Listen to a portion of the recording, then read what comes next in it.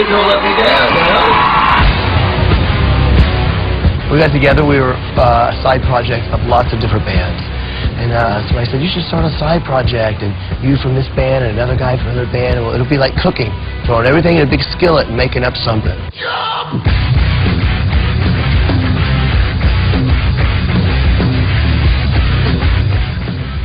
I want to be a radical Jesus freak, and I don't want to do things just because somebody else says I can't do them. One thing that I think that the church has not done a great job of is relating to young people and being bold enough to talk about what they're going through. If I was having real problems and I needed somebody to talk to about something important and real to me, the church was not the place to do it, because nobody's going to talk about the stuff.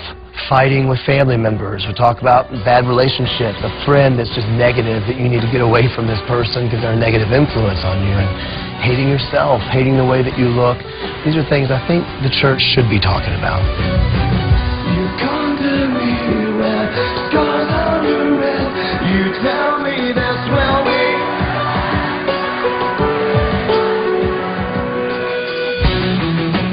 Too heavy of a subject matter for the Christian market, because it's about a young girl that doesn't want to live anymore, and she's coming to me in the song. It's a duet that we sing together, and so she comes to me in the song and says, I just want to say goodbye, my life is over. And I'm saying back to her, if you give me a chance, it'll be the last night you ever spend alone. You're worth something.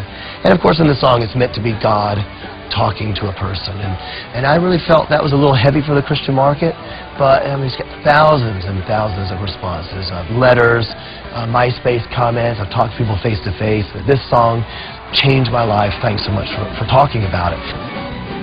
I think that's what we're doing. I think we're a bridge to non-Christians. They see us, they go, oh, so Christians can play rock music and have fun and be nice and friendly and loving and all that. I think we're also a bridge for Christians to say, well, maybe that is okay to hang out, you know, with those people, to be an influence. Fight against that. Give me a holla.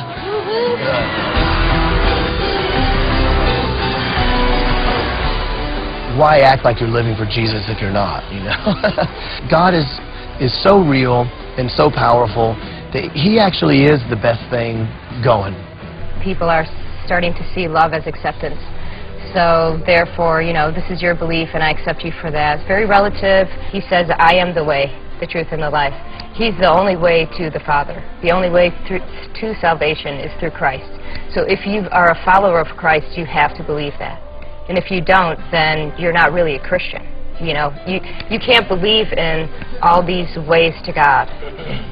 If you're a Christian, there is one way, that's it. My mom got deathly ill with cancer when I was in 6th grade. And it was, you know, late November.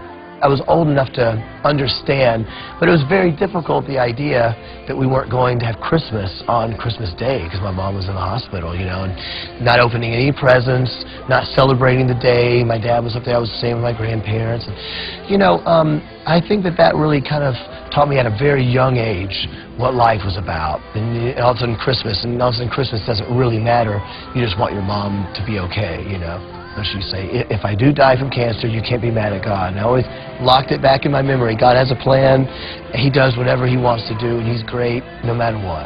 I think if I could encourage, especially young people in anything, it would be not to wait until you're an old person to make a difference for Christ. I know I talk to a lot of young people that feel like one day down the road, either in college or after college or after I have kids, I'll get things sorted out and I'll be a good Christian man or a good Christian woman, something like that. And I know I talk to a lot of young people that say, I don't have anything to live for, nothing's real, I don't want to fake it, I'm tired of all this. And that is when Jesus became a friend to me. He became my best friend, and He would never leave me, He would never forsake me, and whenever I needed to talk, He was always there for me.